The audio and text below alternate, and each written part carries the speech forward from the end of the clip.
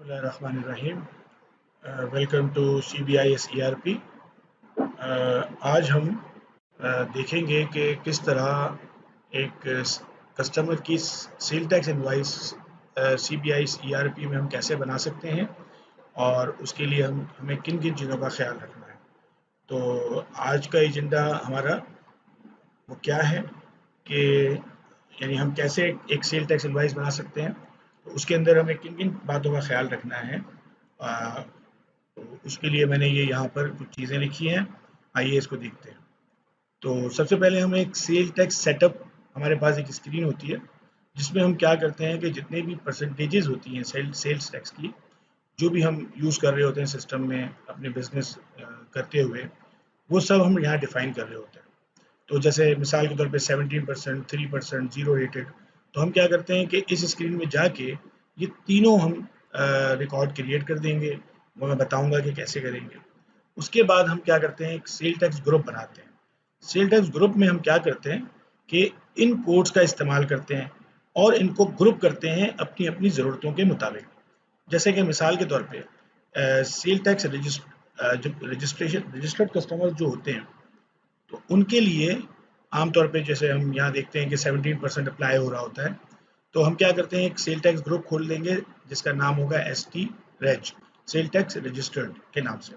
उसके अंदर हम ये 17% का जो सेल टैक्स कोड है, ये हम इसके अंदर डिफाइन कर देंगे, जो हमने यहाँ पर ऊपर क्रिएट किया है इस स्क्रीन में। ये मैं आपको भी करके दिखाऊंगा। उसके बाद हम एक और सेल टैक्स ग्रुप खोलेंगे जिसका नाम हमने रख दिया कि ST अनरजिस्टर्ड।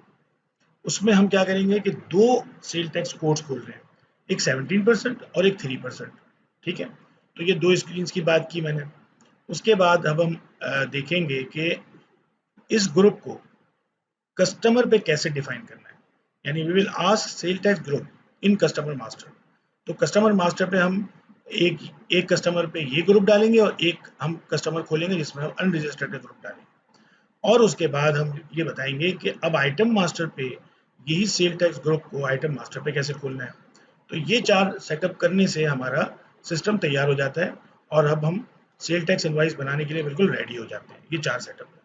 उसके बाद हम क्या करेंगे कि एक सेल इनवाइस बनाएंगे, सेल टैक्स इनवाइस, और उसमें टैक्स को देखेंगे, उसकी हम प्रिंट भी लेके देखेंगे, उसकी कैलकुलेशन को देखेंगे, और हम उसके बाद हम अकाउंटिंग एंट्री देखेंगे कि किस तरह सेल टैक्स अकाउंट्स के अंदर वॉचर के अंदर किस तरह इस्तेमाल हुआ। तो आइए देखते हैं हम सिस्टम के अंदर जाके। हम ये इसमें आ जाते हैं फाइनेंशियल मॉड्यूल में। तो फाइनेंशियल मॉड्यूल में हम आके सबसे पहले सेल टैक्स सेटअप देखते हैं। ये वही स्क्रीन है जो मैंने आपको यहाँ पर बताया, ये सेल टैक्स सेटअप। इसके अंदर हम 17%, 3% और जीरो रेटेड को देखेंगे। तो मैंने क्या किया, इसमें एक ये देखें 17% सेल टैक्स का एक अकाउंट, एक रिकॉर्ड खोला। उसके अंदर मैंने ये डेट दी कि भाई ये जो परसेंटेज है ये कब से कब तक इफेक्टिव है, परसेंटेज डाल दी कि 17% है। और ये कैलकुलेट किस अमाउंट पे होगी, क्या नेट अमाउंट पे होगी या रिटेल प्राइस पे होगी या नेट अमाउंट प्लस टैक्स के ऊपर होगी, यानी आफ्टर टैक्स लगने के ऊपर भी मजीद एक टैक्स लगे। ये इस तरह इसके अंदर ये सारी फीचर्स मौजूद है। तो हम इसको सिंपल करते हैं कि नेट अमाउंट पे लगाते हैं। उसके अलावा जब ये सेल टैक्स अप्लाई हो इनवाइस के ऊपर, तो इसके अंदर अकाउंटिंग ट्रीटमेंट कैसे होगा। तो उस वक्त हम ये देखेंगे कि सेल टैक्स पेएबल का अकाउंट हमने पेएबल की साइड पे लगा दिया और रिसीवेबल की साइड पे भी यही अकाउंट लगा दिया आसानी के लिए। एक हमने ये अकाउंट, ये टैक्स कोड क्रिएट किया, ठीक है। उसके बाद हमने ये 3% का टैक्स कोड क्रिएट कर दिया। उसके अलावा हमारे पास एक जीरो रेटेड भी क्रिएटेड है, मैं आपको दिखा देता हूँ। पीछे हमारे पास एक जीरो रेटेड भी है, ये जीरो रेटेड है। जीरो रेटेड में हमारे पास परसेंटेज में हम जीरो डाल देते हैं और हम उसी तरह से अपनी ड्यूरेशन को सेट कर लेते हैं। अच्छा, ये बड़ी इंपॉर्टेंट चीज़ है कि ऐसा ना हो कि हम इनवाइस बना रहे हों 2023 में, जैसे कि ये 31/12/2022 तक जाके ये टैक्स ख़त्म हो जाएगा। तो अगर हम 2023 में जाके बना रहे होंगे तो ये सारी चीज़ें अप्लाई नहीं हो रही होगी, तो इसका ख्याल रखना बहुत ज़रूरी है। तो ये स्क्रीन पे हमने ये 3 टैक्स कोड्स हमने डिफाइन किए। अब मैं आपको दिखाता हूँ दूसरी स्क्रीन जो सेल टैक्स ग्रुप की। इस पर भी मैंने बना के रख लिया कि ये सेल टैक्स ग्रुप की स्क्रीन है, और इस पर मैंने जैसे दिखाता हूँ आपको, ये मैंने सेल टैक्स ग्रुप बनाया जिसमें मैंने डिफाइन किया सेल टैक्स रजिस्टर्ड कस्टमर के लिए, और उसके अंडर में यानी उसके डिटेल्स एक्स सेक्शन में मैं मल्टीपल टैक्स कोड्स डाल सकता हूँ जो मैंने अभी पिछली स्क्रीन में डिफाइन किया। तो ये मैंने 17% ST डिफाइन कर दिया यहाँ पर, और इसको मैंने सेव कर दिया। उसके बाद मैंने एक और बनाया जो सेल टैक्स अनरजिस्टर्ड के नाम से बनाया। तो जो अनरजिस्टर्ड कस्टमर होंगे मैं उनमें ये कोड डाल दूंगा, और उसमें मैंने यहाँ पर 2 परसेंटेजेस डिफाइन कर दी जो मैंने पीछे डिफाइन की थी, एक 17% और एक 3%। यानी जब भी कोई अनरजिस्टर्ड कस्टमर होगा उसको हम जब उसकी इनवाइस बनेगी तो उस पर ये 20% सेल टैक्स अप्लाई होगा, एक 17 प्लस 3 अलग अलग। तो ये मैंने 2 सेल टैक्स ग्रुप्स बनाए, ठीक है। उसके बाद मैं क्या करूँगा कि सेल मैनेजमेंट में जाऊँगा, कस्टमर मास्टर में जाऊँगा, और जो मैंने कस्टमर खोला, जैसे कि ये कस्टमर मैंने खोला रशीद एंड सन्स, इसके टैक्स इंफॉर्मेशन के टैब में जाके टैक्स ग्रुप में जाके मैंने पहले ही आसानी के लिए डिफाइन कर दिया, ये सारे टैक्स ग्रुप्स आ रहे हैं, टैक्स कोड्स नहीं, टैक्स ग्रुप्स आ रहे हैं। तो मैंने सेल टैक्स रजिस्टर्ड, ये क्योंकि रजिस्टर्ड कस्टमर है तो मैंने इसके आगे ये ग्रुप डाल दिया। अब इस ग्रुप में मैं दोबारा यहाँ से डबल क्लिक करूँगा तो ये खुल जाएगा। इस ग्रुप में जो परसेंटेज डिफाइन हुई है वो 17% है। तो सिर्फ इसका मतलब है कि जब ये कस्टमर आएगा तो इसमें 17% टैक्स अप्लाई हो रहा होगा उन आइटम्स पे कि जिन पर टैक्स लगना है। तो ये एक कस्टमर मैंने डिफाइन किया। अच्छा, इसके अलावा मैंने एक और कस्टमर खोला है, ये नौमान अकबर, ये एक अनरजिस्टर्ड कस्टमर है। तो उसके लिए मैंने क्या किया, अनरजिस्टर्ड का जो टैक्स ग्रुप था वो डिफाइन कर दिया जो मैंने पहले खोला है, और इसके अंदर मैं दोबारा आपको दिखा देता हूँ कि इसके अंदर हमने 2 टैक्स कोड्स खोले थे, एक 17% का और एक 3% का। तो अब हम इन 2 की इनवाइसेस बना के आपको दिखाते हैं। अच्छा, एक सॉरी, इसमें मैं आइटम मास्टर में भी हमें इसका ख्याल रखना होगा। तो आइटम मास्टर में भी मैं आपको दिखा देता हूँ कि हमने कैसे इसको अप्लाई करना है। तो मैं एक आइटम मैंने डाला है, इसका नाम है ग्लोबॉर सॉल्ट। ग्लोबॉर सॉल्ट के अंदर आए तो आपको मैं दिखाऊं कि ये GL एंड टैक्स डिटेल के अंदर मैंने इसके ऊपर ये डाल दिया कि 17% आइटम्स का एक सेल टैक्स ग्रुप मैंने इसमें डाल दिया। जब मैं इसमें डबल क्लिक करूंगा तो आप देखिएगा कि इसके अंदर मैंने एक अलग टैक्स ग्रुप था जो मैंने पहले आपको नहीं दिखाया था, एक अलग टैक्स ग्रुप बनाया था, उसमें मैंने 17 भी ले लिया, 3 भी ले लिया, 0 भी ले लिया, ठीक है।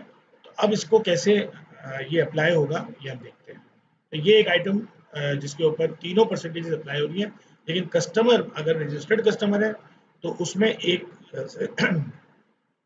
सिर्फ 17% अप्लाई हो रहा है, और अगर अनरजिस्टर्ड है तो उसके अंदर 17 प्लस 3 हो रहा है। तो अब क्या होगा कि जो कस्टमर होगा उसके अंदर अगर 17 है तो सिस्टम क्या करेगा, इस आइटम में से सिर्फ 17% को अप्लाई करेगा। तो इसकी एप्लीकेशन को हम इनवाइस में जाके चेक कर लेते हैं कि कैसे सेल मैनेजमेंट में आके हम सेल इनवाइस में जाएंगे।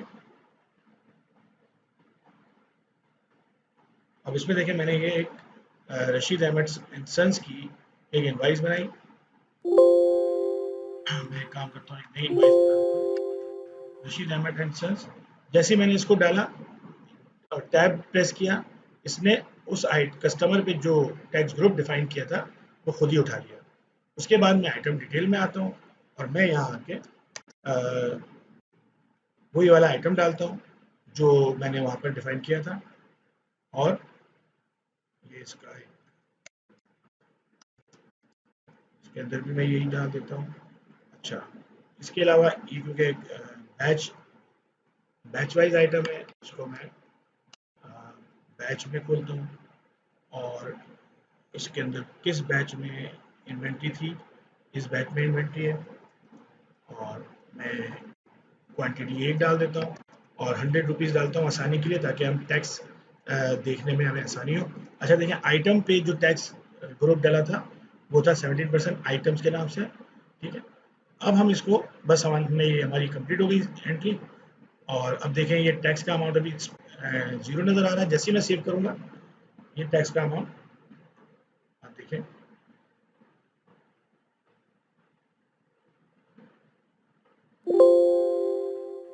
ये टैक्स का अमाउंट देखें 17 आ गया कि 100 के ऊपर, क्योंकि रजिस्टर्ड कस्टमर था, इसको 17% अप्लाई होना था, तो 17% आपके सामने 100 का 17% 17 हो गया।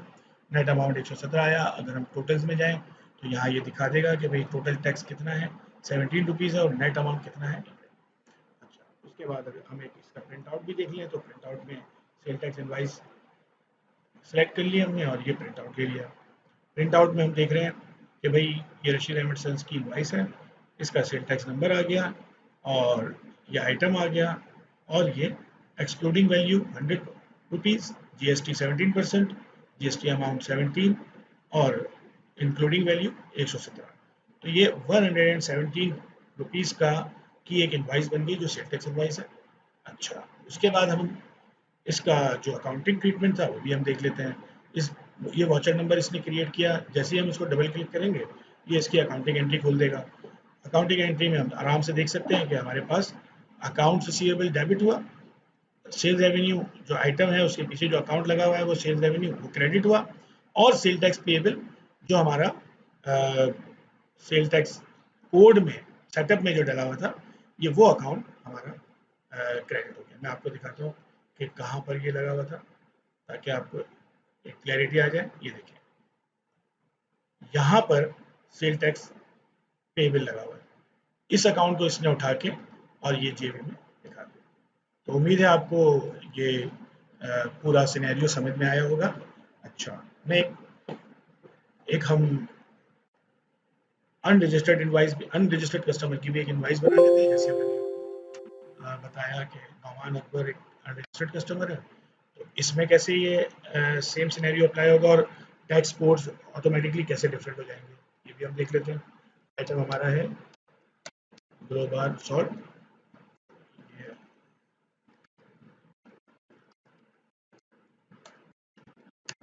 ये हमने वही वाला बैच ले लेंगे हम जो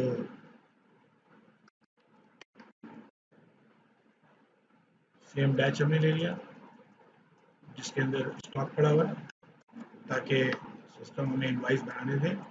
और इसमें भी हम 100 रुपीज़ ले लेंगे और आप देखें आइटम पे जो टैक्स कोड है वही आ गया और ये जो टैक्स का अमाउंट है ये एम्प्टी है और ये हमने, अब देखिए इसमें 20 रुपये आ गया, यानी 17 + 3, तो ये 2 टैक्स कोड अप्लाई हुए। और अब हम यहाँ टोटल्स में जाके देखते हैं तो यहाँ देखें आपको टोटल टैक्स 20 आ गया। और उसके बाद हम इसको इनवाइस पे देखते हैं, तो इनवाइस में भी हमारे पास आ गया कि 120 रुपये। और वॉचर में देखते हैं तो वॉचर में सिस्टम ने क्या किया कि 2 बार टैक्स सेल्स टैक्स पेएबल को क्रेडिट किया, एक 17% के लिए और एक 3% के लिए। तो इस तरह हमने इस वीडियो में देखा कि दोनों तरह के कस्टमर्स यानी रजिस्टर्ड और अनरजिस्टर्ड को हमने यानी सेल टैक्स हमने क्या क्या कर लिया, हमने एक सेल टैक्स सेटअप क्रिएट किया जिसमें 73 हमने दिखाया। उसके अलावा सेल टैक्स ग्रुप बनाया, उसमें हमने 17 और 17 + 3 के 2 कोड खोले। उसके अलावा हमने कस्टमर मास्टर में इसको अप्लाई किया और आइटम मास्टर में अप्लाई करके सेल टैक्स इनवाइस बनाई और हमने उसकी अकाउंटिंग। तो उम्मीद है आपको ये वीडियो में हर चीज़ क्लियर हो गई होगी कि कैसे CBI CRP के अंदर हम सेल टैक्स इनवाइस बना सकते हैं। तो ये हम वीडियो को एंड करते हैं। अल्लाह हाफ़िज़।